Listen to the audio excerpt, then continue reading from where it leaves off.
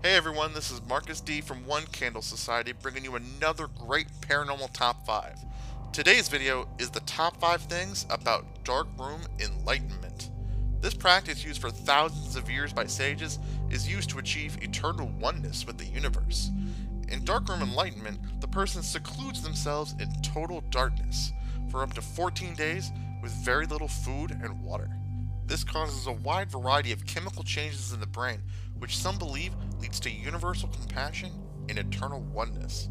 Now sit back and relax as I count down the top 5 things about this strange practice.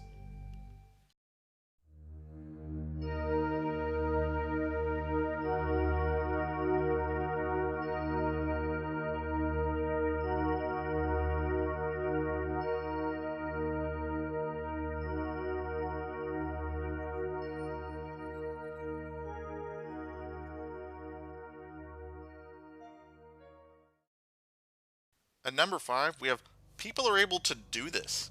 First off, it's amazing to me that people can even do this in the first place. I mean, you're in total darkness meditating for at least 2 weeks.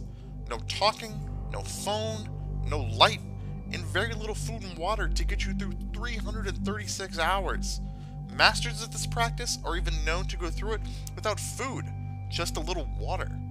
Now, before you try to run out and try this on your own, be aware there are several dangers associated with this.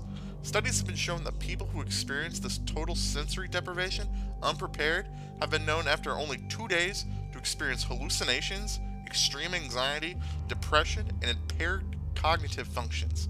Needless to say, being able to do this at all is a feat that's superhuman even in itself.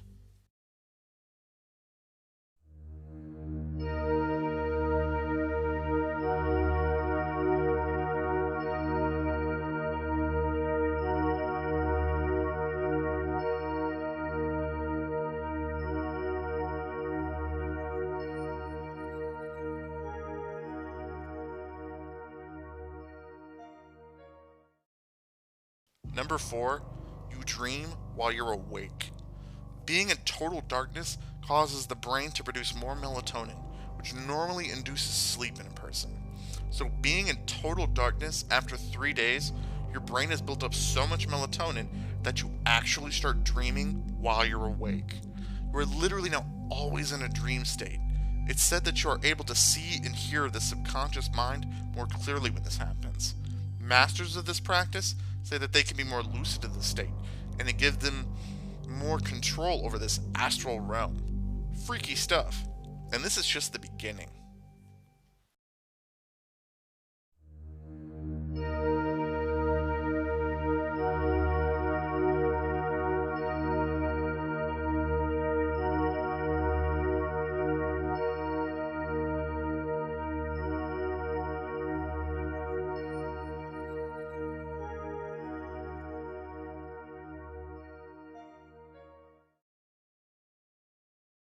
Number 3, you achieve a clairsentience and clairaudience state.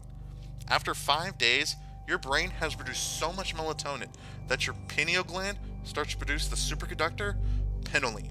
It's said that at this point, we go through a stage of clairsentience and clairaudience, meaning during this time, we can feel the present, past, or future physical and emotional states of other people and places. We begin getting messages and thoughts delivered to us from the universe.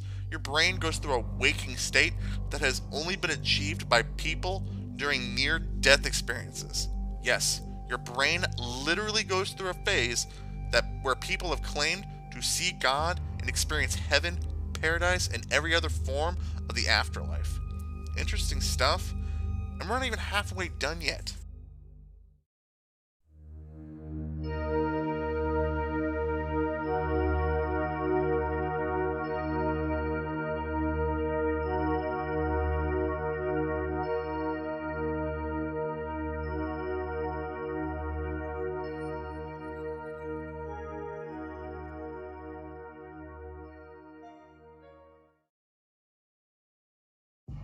Number 2, the darkness vanishes.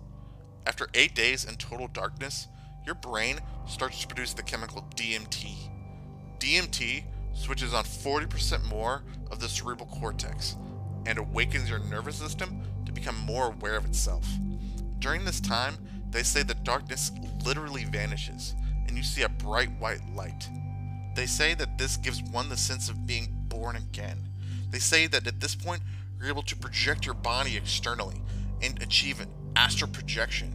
Your mind is literally able to traverse not only the physical world, but the spiritual world itself.